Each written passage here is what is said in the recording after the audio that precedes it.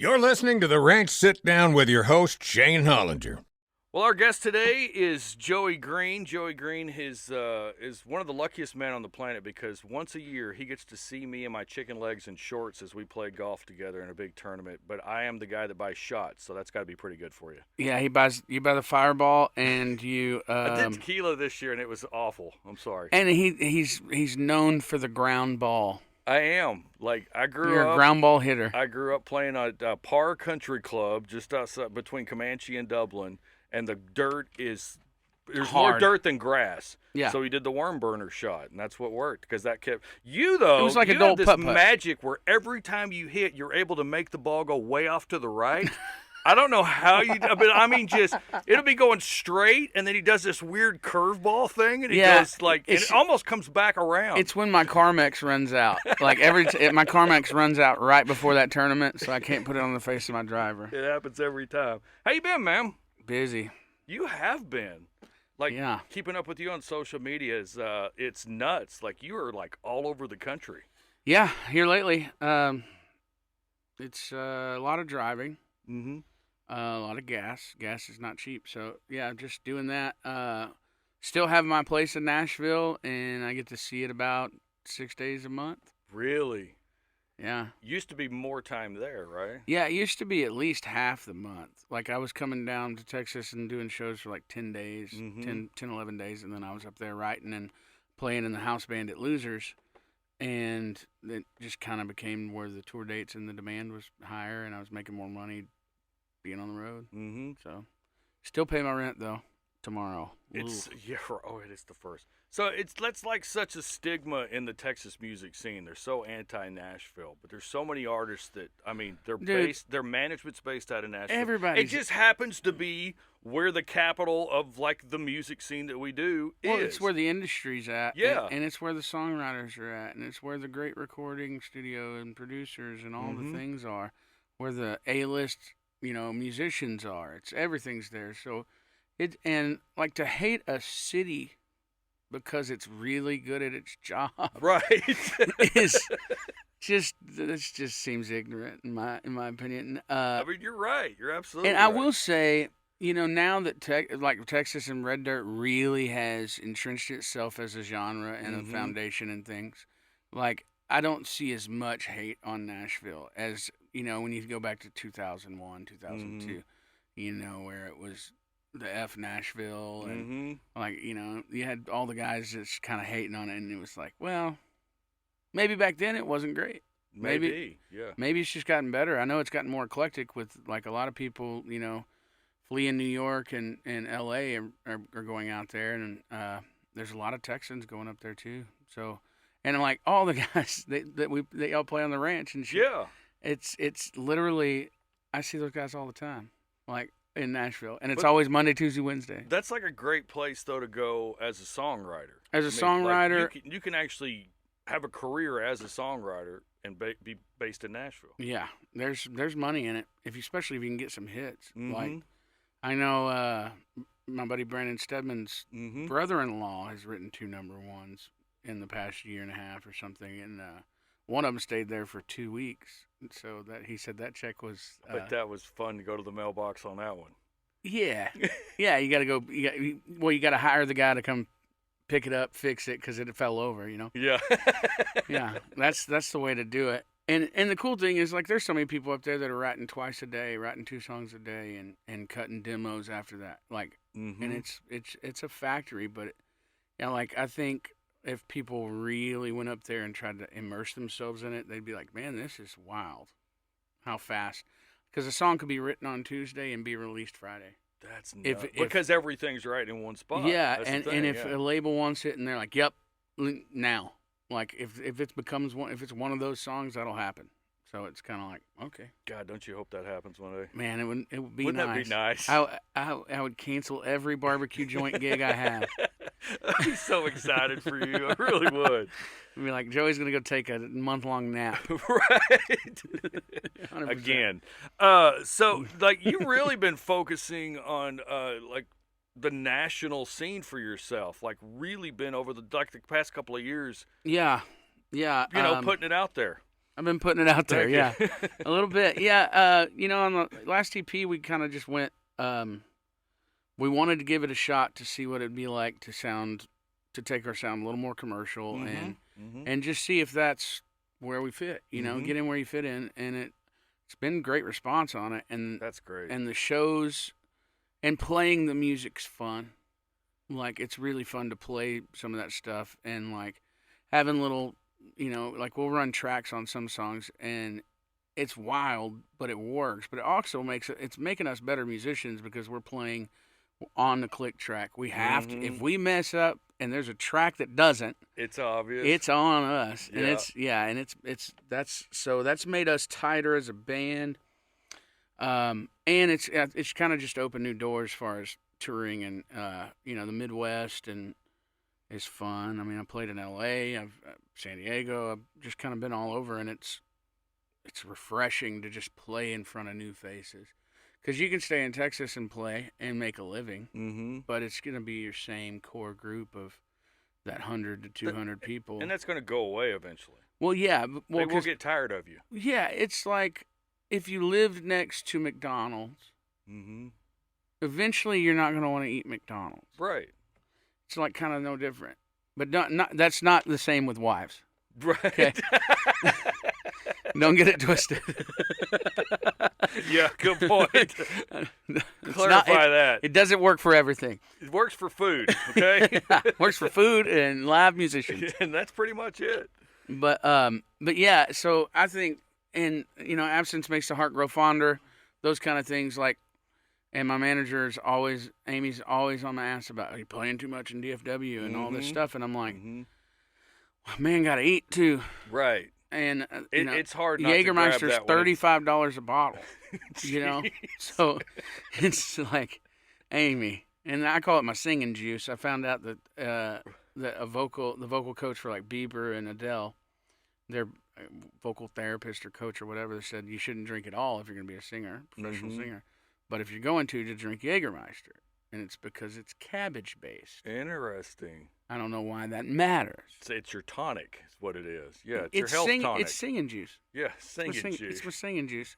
I can tell you this, like, you're a professional, that's for sure. When we cover Four on Blondes, there's no way if I had the noon set at a festival, you might as well wake me up at 2 a.m. for me to get your voice ready to get and 5 Jaeger bombs and a couple Miller Lights, and I'll be like, okay, now I can go for it. Yeah, because those notes, you have to go, like, your body will naturally go into falsetto because it's not ready to hit that powerful note like that. Well, it's like warming up before working out. Right. It's you're not going to go just first rep do a 500-pound squat. Like, you got to go warm up and do some things, and then your muscles are like, oh, I know what's coming. Okay, cool. That's crazy. It's habitual. It is it? Yeah. It's habitual? It's habitual. God. Music video of yours has been doing well for a long time, man. Yeah, since November? It's been on the top 10. Top 10. Yeah, since November. So what is that? November, December, January, February, March, April, May, June. We're in July. We're like in the 8th month of this. Yeah, we're on month 9. 9 months Math in the top 10. God, that's amazing. Yeah, and I don't even know who's voting on that. It's just me. That's it. Yeah, Shayne's up here. Like, every time that it goes to commercial, I'm the only one that does it. Just over and over. The button. How do you think 4 Rangers are starting in the All-Star game? That's me. I know, right? Yeah. And how about that? Thank God. It's about time. I almost wore that same hat. I have that same hat. Dude, the City Connect. Troy, my TM and merch guy bought it for me. He picked me up from the airport. I was coming back in from Nashville. Was it Nashville I was coming in from? Good man. Or L.A.? Yeah, I was coming in from L.A., and he goes, got you a little something on the dash there, bud. And I said, what? And it was brand new. I was like, yeah.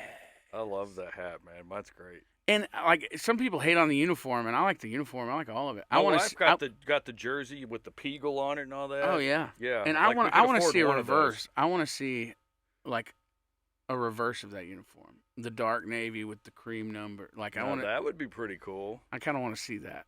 I'm okay with that. If you're a graphic artist out there, you should get 10% of that right now. I should get 10% of all of the work you do to create that. Okay, I'm just saying. That's just how the business works now. Now, I wanted to talk to you about, you're a great songwriter. You've always been a fan of all kinds of different just genres of music, and now you're doing these like a cover EP. Yeah. You did "Fortunate Son," just released "Iris" from the Goo Goo Dolls, my favorite Goo Goo Dolls song, man. That's one of the best That's songs one of those ever. that kind of defined a generation of people, really. Yeah, if you think about 90s minivans, Mm-hmm. when mom's dropping the kids off at the sleepover and that song comes on. Oh, you're all just jamming. Yeah. You're all rock stars in that minivan right that there. song, With your little snow cone. And see, and the cool thing is I think Iris was like really like the end of the 90s, but mid to end of the 90s. Mhm. Like that represents that 5 years, 95 to 2000. And then we covered Drops of Jupiter mm-hmm. with a mashup on it. That one's coming if we can get the license. Come on, Universal. Please. But then I feel like 2000 to 2006, it was Drops of Jupiter, was that song. Mm-hmm. When it comes to that, I guess you would call it just pop rock, kind of just singer-songwriter, rock and roll, rock music. And, man, yeah, those songs, they just stayed with you. They do. Like, you're finding some good ones to do. And I don't even know what they're about. I don't think even, like, those guys know what it's about. Like, Drops of Jupiter, it's like, okay, is this girl just went and, like, traveled the world or something? Or... To me, it sounds like a drug reference. Yeah, it could be. I don't know. Oh, maybe she's coming down. Maybe. That's acid, dropping acid. Maybe. Drops of Jupiter. Fun for the whole Jupiter family. is acid. There we go. And Iris, I'm like, I wonder if that, like, because I was thinking about those lyrics today, and I was like, I wonder if, like, somebody lost a child. Because yeah, like, I don't know. Because, like, you're almost scared to find out. Yeah. It's like there's a lot of sadness that can be in that song. Yeah, and I know that singer dealt with alcoholism and then got sober. Like, he had that song "Sympathy" that was early 2000s, and when you think about it, that's when he was in recovery, like in the beginning of it, and it's like, oh wow, like I did all this, and y'all feel sorry for me, right? When I made all these bad choices, and it's weird, but it's because addiction and stuff like that is a disease, and a lot of people don't see it that way, but. Yeah, people's brains aren't wired all the same. So. No, they're not. They're not. It's sad to see when that happens to people, especially people you know. That's the hardest part about it. Yeah, like I saw some podcaster interview with Post Malone, and he was saying, I think it was Howard Stern. He goes, "So you're sober?" He goes, "Nope, I just drink responsibly now." Sometimes you just got to admit that to yourself. Like, I'm not going to be able to quit completely. Right, but I know where I want to be. And where I don't want to be. Yeah, so it's more just keeping it cool, man. Keeping it chill.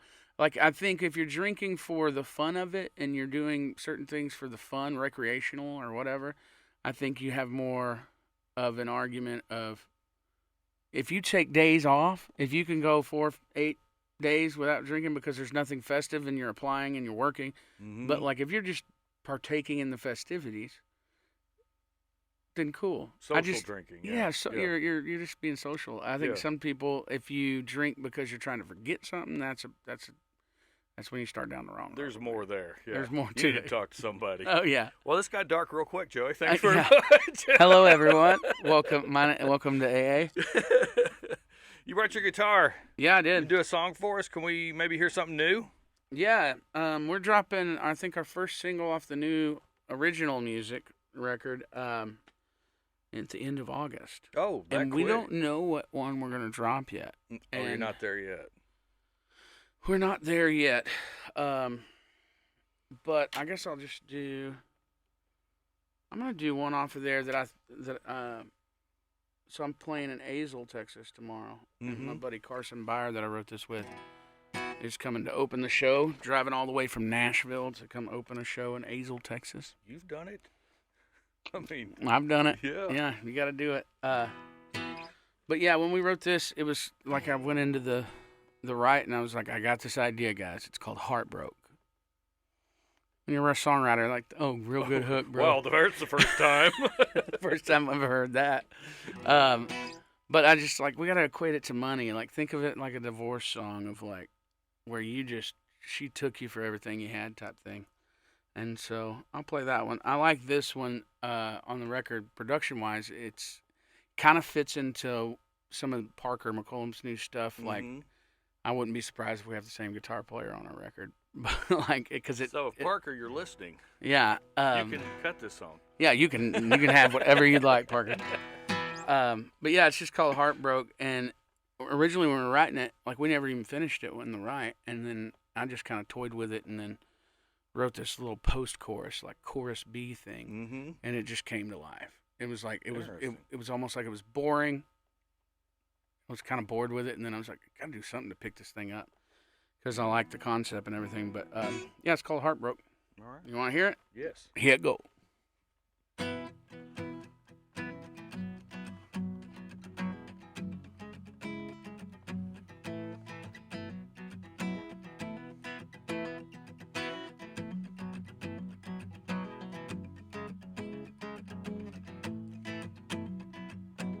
My love was like a blank check and she robbed me blind.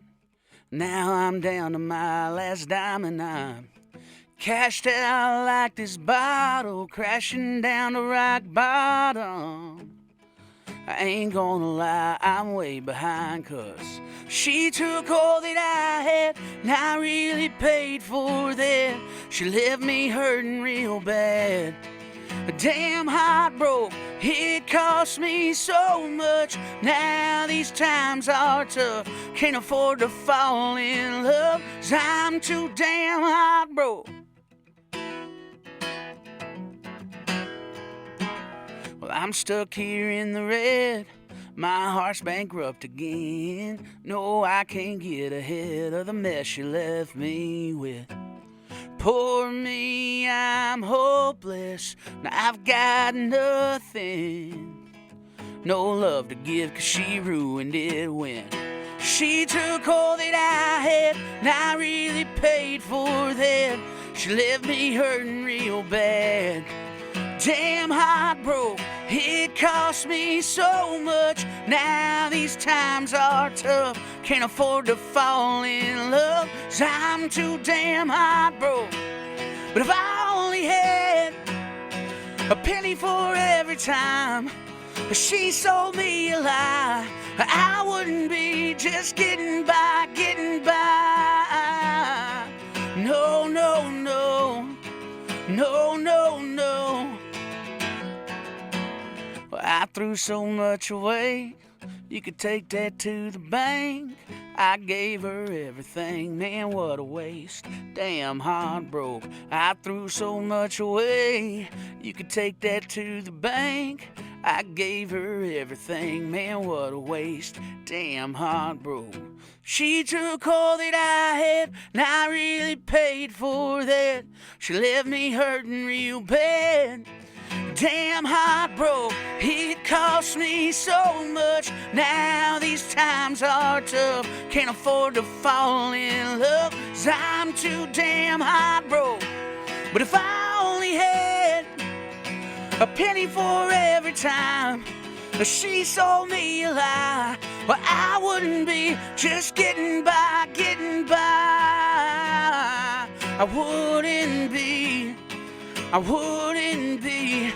so damn heartbroken. Very nice, man. Yeah. Can't afford to fall in love, I'm too damn heartbroken. I like that line. Yeah. I like that. Joey Green hanging out in studio with us. I saw a picture of you riding with a young lady named Peyton Howie. Yeah. The other day, like she just got the Texas Country Music new No. artist nominated for it. That's really cool. Yeah, she's. You've always done that, just written with I'll write with anybody whoever. that wants to ride, which is always really cool because you never know what you're going to get out of that. Yeah, and you know, we wrote. I will say this, like, so sometimes you'll go into a songwriting with somebody you never met, never written with, don't even know their vibe, and a lot of people don't get a song. You know, it's all about pairing the right people. Like there's like in most writes, there's somebody that leads the write. Right. You know, and usually if you want to lead the write, you have to have the idea. I gotcha. So it's your hook, it's your idea, it's your concept, whatever it might be. Then you should lead the write. But sometimes some people, like there's different, I always call it like there's the alpha writer and there's the you're the bridge guy, or you're the melody guy, or you're like the hook guy, or the lyric guy. You have your expertise. Yeah, everybody has kind of like their strength, Mm-hmm. and so if everybody plays to their strengths, then you can come up with a really great song. Yeah. But yeah, and sometimes you don't get a song with people just because it's not the right vibe. Mm-hmm. But like you're both doing the same thing. It could be that sometimes, or it's somebody really being like a melody, kind of a melody Nazi. Can we say Nazi anymore? I don't know. I have no idea. I don't know what we can say anymore. Well, like sticklers, like people that get sticklers on the melody based on like the actual note you're supposed to be singing. And I'm like, guys, at no point in time is everyone going to sing something exactly like it in country music. Right. It's like, because it depends on how your body's feeling. Mm-hmm. Have you been on the road for 5 days? So, like, get the gist of it, the rhythm, like, and the pentameter and all those things down. The melody, if you want to go soar on a note and you go sing it that way, that's fine. But somebody else might want to sing it down. Because there's a lot of people, there's a lot of manufactured stuff out there to where those guys... Really? Where those guys aren't great singers, but they have a voice that records well. Right. And sounds good in music. Yeah. And so... you go throwing them a melody they can't hit, and there's plenty of times where people turn down songs because they can't sing it as good as the demo. Mm-hmm. You know, so it's really just like, man, just write the fabric, like write the song, tell the story, do the thing, and worry about melody later. Because the producer's gonna go in there and change that sometimes. That's true. Too. They always have their ideas. But yeah, me and Peyton, we got 2 songs. Oh, that's great. We wrote one kind of like more. What I've been dealing with lately, and long story, I'll tell you that off air. Okay. And then is it your slice? No, it's not the slice. Yeah, well now I slice. I slice right past the town. I don't go to that town anymore. Understand. And then we wrote one that was more like from the female perspective. Mm-hmm. So because sometimes that's also hard. Is like if you're a guy, you don't really understand what they're thinking, but you can co-write female songs with a female, and just is that good? Is that something y'all think about? Mm-hmm. Hey, now I'm gonna take you back a few years when you talk about that.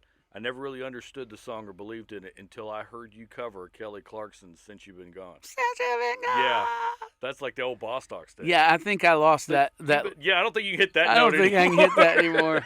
I think I was still growing into a man. 16. Yeah. Yeah, that's a little high now. Yeah, but it's kind of sometimes like co-writing with like This House Ain't Big Enough. I wrote with a girl, and like she was the one that dealt with divorce at that age and all those things. So like my parents are still married and they're still goobers and they're awesome, you know. So I've never experienced divorce. So but I know plenty of people that have, and I see how it affects people and stuff. But yeah, it's kind of, you just put yourself in their place, and you know, and I miss that in music about like, because pitching songs, like I write with a guy, Ryan Garrett, that had a pub deal for a while, and they're like, nobody wants to do like immerse in the character anymore. Like it's not a song about me. Like it's almost like the song has to represent them as a person now, versus you could, you know, become the character in the song. Yeah. Which was more like a 70s, 80s thing. Like, or a Texas red dirt thing, because we've always done that. Everybody does that. That's why you're good at that. Yeah. You grew up all around that too. Yeah. Yeah, and it doesn't have to be your story just to tell it. So but yeah, me and Peyton got a couple good ones, man, and she's gonna be a force. You think so? Oh yeah, I think so, man. She puts on well, I'll say, of all the females out there, like in the Texas kind of the red dirt scene, like she's different. She brings a rock and roll edge to her thing, and her energy, it's high energy, you know, and it's not, she doesn't go full redneck Gretchen Wilson on you, but she can hit all those notes, and she's quite competent on the guitar. She is gung-ho. She raves about her band members. Like she seems like she'd be a great boss. Like, so it's, when it comes down to it, I think she's got her head on straight. She really handles her social media well. And she's 21 years old. That's great. And just getting after it, killing it. So, yeah, we got high hopes for her, man. Good deal, She's gonna be doing Y'all good. got a couple songs out of that. Well, Joey Green, what's next for you? Well, I've got some cool shows coming up. I don't know when you're going to air this podcast or whatever, but just music releases coming. We still got 2 more the mashups coming out, and then we're pushing Iris right now, and then I know we got Putting It Out There as our radio single right now. I haven't really paid any attention. I just it's like okay, yeah, you're just putting it out. Yeah, like yeah, just let me know. Yeah, let me know, and then I think we start releasing the new original music in August, and I think our plan is to drop a song every 6 weeks until November, and drop the record in November, which is kind of scary because because you always kind of don't want to do that because of the holidays. Yeah. But we have a Christmas song that if I don't get a phone call by 5 o'clock today, that I might cut, called "I Only Want Beer This Year for Christmas." Okay. I'm always looking for new Christmas music, mate. Because, like, literally there's like 12 Christmas songs total. Well, I've got covered by 8,000 people, but there's like 12 songs. 12 main, yeah. It's like hymns. Good Lord, I get sick of hearing. Yeah, this one is just kind of goofy because we wrote it around Christmas, and like me and Terry Lee Palmer, Terry plays guitar for John Party, and Ryan Garrett were sitting there, and we were all just kind of like, it was our second. Like, it was an afternoon ride. Like, everybody kind of, it wasn't our second ride of the day, but it was just like everybody was running late. We only had a couple hours. And I was like, let's just write a Christmas song, dude. I was like, let's try and get that. That sounds easy. Let's get that Mariah Carey money. Yeah. And so we just sat there and wrote the Christmas song. And the VP at Miller Lite was at my show at Blue Bayou on Eagle Mountain Lake. And I'd played around Christmas. It was cold, and he heard it, and then he had reached out, and he was like, "Hey, can you send me that Christmas song?" And I was like, "Sure." And he goes, "Can you hop on a phone call?" And we hopped on a call, and he was like, "Hey, yeah, I'm gonna take this to our promo team, and because right now we're working on Christmas for next year, like our marketing campaign." And I was like, "Well, you're smart." Man, yeah, ahead of the game. And it's like, I was like, yeah, that would be a great marketing campaign. Just like some people unwrapping cases of beer under the tree, and it's like, I only want beer this year for Christmas. Christmas. Your song's playing in the background. But he goes, the only stipulation, he goes, it'd have to be Luke Combs singing it. And I said, darn. Oh man, geez, I don't know what to do. Yeah, so they told us they were going to hold it till they'd let us know by July 1st. So hopefully so. So we'll know, but it's kind of like rent. They give you that little 5-day window. Right, yeah. So we'll wait till after the holiday. Before they start and follow assessing the late fees. Yeah, well, and the other thing is it's like, if somebody has a Coors Light sponsor or right now's a really good time to capitalize. There's a good time for beer companies to capitalize on some good marketing. Good marketing. Good, wholesome, clean marketing. Yeah, so if anybody needs, any famous country star needs a beer drinking Christmas song, holler at your boy. Right. But yeah, and so if he doesn't cut it, we may cut it. But it's also, it's almost like if I was to cut it, I'd feature somebody and try to find somebody like up there in the echelon that's like, hey, that has a beer sponsorship, because I don't have one. Right. Let's get like Jelly Roll to sing it with you. It's too honky tonk for him. Yeah. It's like this. Oh yeah. I don't know. Post Malone, he'd do it with you. You heard his country stuff. That would be unreal. That would be awesome. That was. Yeah, that'd be good. Actually, yeah. All right, we're gonna reach out to Austin and see what happens. Yeah, see what happens. Well, Joey Green, man, thank you for chatting with us. Heck yeah, man. Appreciate it, buddy. It's always good to see you. Thanks for being here, dude. By the way, the studio is the most sound-proofed studio. Like if we shut everything down, your ears start ringing. It's so soundproof. Literally, I'm singing and I'm not getting louder. Isn't it weird? It's very weird. It is. It's like nothing. There's nothing. Yeah, it just dies. It is. 100%. Well, yeah, thanks for having me, man. It's always good to see you. This has been The Ranch Sit Down. To hear more, check out our free app. Just search for 95.9 The Ranch or find it wherever you listen to your favorite podcast. New episodes every week.